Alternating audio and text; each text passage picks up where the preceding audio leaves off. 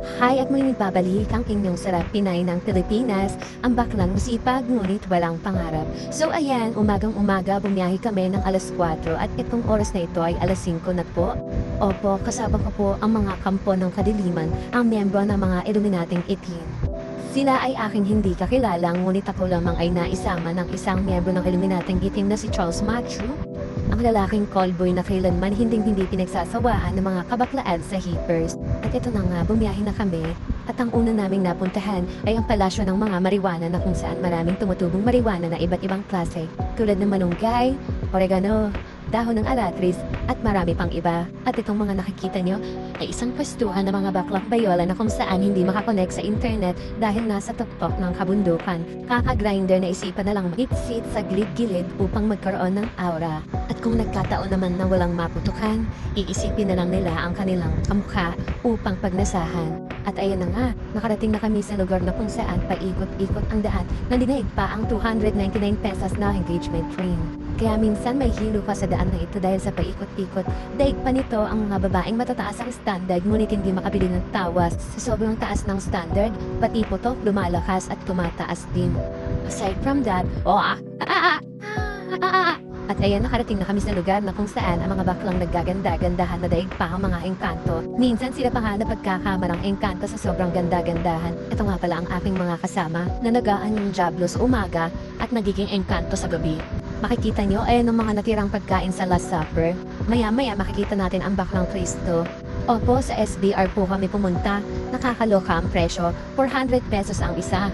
Entrance pa lamang yun, na kung saan hindi kasama ang bayad sa tent at hindi kasama ang bayad sa kubo, na maraming lamok at higit sa lahat, inaanay na po. Pero sa totoo lang, ang ganda ng view dito. Sobrang nakaka-relax at higit sa lahat ang linis ng tubig. Daig pa ang mga iniinom natin sa bahay. Kaya siguro napuputulan kami ng tubig sa Manila Water. Dito napapadpad ang lahat ng tubig. Isa pa yung lalaki na yan. Isa yan sa mga miyembro ng mga Hudyo na pinababa ng langit dahil sa sobrang demonyo. Malaanghel ang itsura, maamo, ngunit daig pa ang mga impacto sa daan. At ayan, kitang-kita nyo naman ang mga bato-bato na kung saan ayan ang mga dinudurog at sinisiwot ng mga adik dito sa amin. Kaya minsan natatahimik na lang sila bukod sa hindi nila kayang durugin ang mga bato-bato, wala silang makuhanan ng bato.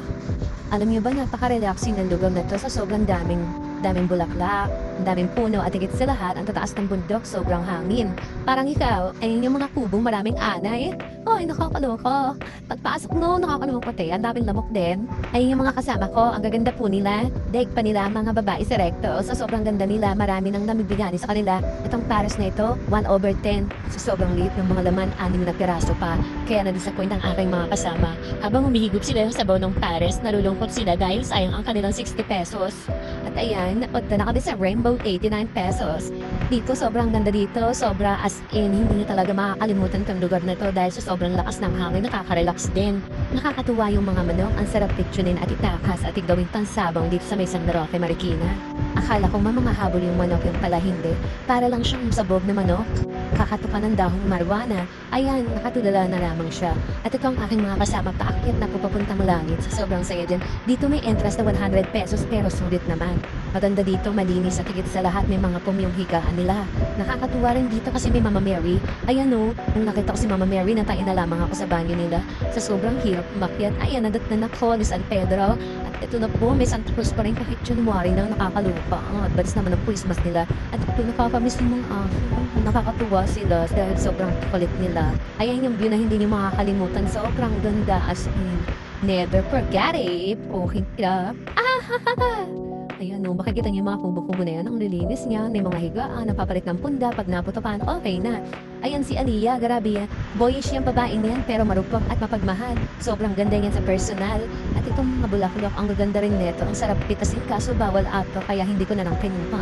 Ito yan sa pinakatuktok, sobrang ganda as in, hindi nyo yan makakalimutan. Grabe. Hindi ko inaasahan na magiging masaya ako dito sa lugar na to. Akala ko kasi maboboring na ako. Kasi nung una medyo naboboring na ako hanggang sa ayan, nakarating kami dito. At ayan, pinag-usapan namin kung anong puno ang puputurin namin at dadalhin namin sa bahay at gagawin namin lamesa. At pinag-uusapan din namin kung ano ang mga bagay-bagay na kailanman hindi namin makakalimutan. Tulad ng hininga ni Daryl, putok ni Machu, amoy paa ni Angelo, at higit sa lahat, gibag sa kilikili ko. Ayun na po, lumipat na po kami ng destinasyon. At grabe, sobrang nakakangalay ang biyahe. Pero sulit naman kasi ang ganda ng mga tanawin. Sobrang saya pa. At ayan, paikot-ikot na kami. Nahanap na namin yung Mama Mering malaki na may daladalang sakto. Hindi namin alam kung cesarean nga ba. Kasi sobrang paikot-ikot namin, pabalik-balik kami. Wala pa namang internet dito. At ayan, nakita ko ang mga footprint ng mga baklang daig pa ang luya sa sobrang laki at maugat-pugat. At daig pa si Marian Rivera na kung kapag sandals, etik si 79 pesos by one take, 1 pound suot. Oh, ayan, paakyat na kami sa may Mama Mary. Ayan yung simbahan ng Mama Mary, hindi ko alam ang tawag dyan eh.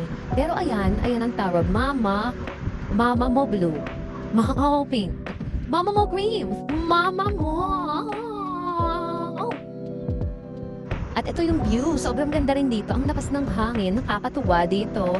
Alam mo yung para malilinis yung kaluluwa mo sa sobrang sama ng ugali mo, mas pipiniliin mo na lang magdasal. At ayun, hindi namin naiwasan magdasal, maglinis ng kaluluwa dahil naging miyembro na kami ng mga Diablo at Illuminating Itim. Ayan po, isa po yan sa miyembro ng Illuminating Itim. At ito naman ang nagpo-joke para maglinis ng kaluluwa. At ayun, naloka kami, nandito kami sa taas. Ang sayo-sayo, ayan ang terrace ng Mama Mary. Opo, ayan nga po.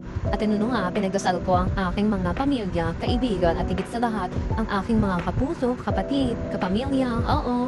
Kitang-kita niyo naman na wala namang balakubak si ate mo girl, kaya napagdasal siya. At ayan, nagkiri kami ng kandila, red is for kaluluwa, yellow is for teeth, gano'n. At ito naman yung lock, kineme. Lock your promise. Ayan, nag-promise ako ng marami. At ito naman, natutuwa rin ako dito. Sobrang ganda nito. Hindi ko na ang tawag dito, pero ang ganda nito, sobrang ganda. At ayun, nagsimba kami dun sa may baba. Kaso nga lang, pinili ko rin umalis agad kasi English yung misa. Kaya ayun, nasipiyon ako ng demonyo. At ito nga pala yung view, ang saya-saya. Kasi kitang-kita mo dito yung laki at ginawa. Pag nakita mo po, sobrang sayo as inakakagaan ng feeling. Kasi makakalimutan mo lahat ng problema mo. Tulad ng bills sa kuryente, bills sa tubig, at higit sa lahat yung mga utas tindahanan, pastas, magpatong ng presyo. At ayun, meron ako nakikita, hindi ko alam tawag dyan, ostrich ba yan o pato, hindi ko alam eh. Inante ko siyang bumuka, nakalimutan ko ang tawag dyan, pero ayan, napunta na kami ng windmill sa Pililya. Sobrang ganda dyan, promise, ang lakas ng electric fan. Grabe, para ka nasa ibang bansa. At ayan po si Daryl, ang pantasya ng bading. Kailanman, hindi pinagsasawa, anong karabi yun. Malaga ka na lang, may lalapit yung matanda bigla-bigla. At kukuhain ang kanyang contact number. At ito yung mga souvenir na makikita mo sa Pililya.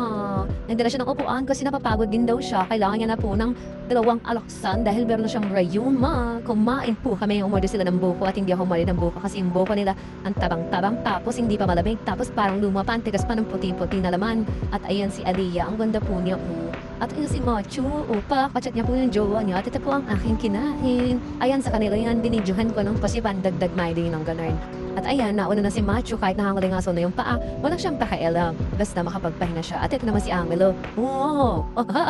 At ayan, nag-time lapse muna kami, pinag-uusapan namin yung mga umuwi kung anong mga bakla para at least may idea ko. At ayan, bumili ko ng souvenir, hulugan ng mga 5 piso, bariya-bariya at yung electric pan ewan na malit na windmill. Pero lang dyan. At ayan, meron ako nakitang manok San Pedro, nagparamdam na at gagawin kong pansabong wala nga ng buntot yung manok kasi ewan ko, hindi ko alam kung bakit. So ayan, pauwi na kami. Para kami nasa ibang bansa nito pero sobrang lamig talaga dito, promise. Sobrang saya. Sana maulit to. Ewan ko lang kung meron pa. Anyways, bye-bye! Kami ay pauwi na. Alam niyo, wala na akong maisip na sasabihin. Kayo na lang bahala. Kung anong gusto niyong sabihin. Kasi total, joke kayo magaling, di ba? Ang magsalita nang wala ako sa harapan niyo. Ganyan kayo. Sige na, hindi na akong intindihin ha. Kaka-impyera kayo. Aga-aga, hayop kayo. Pa!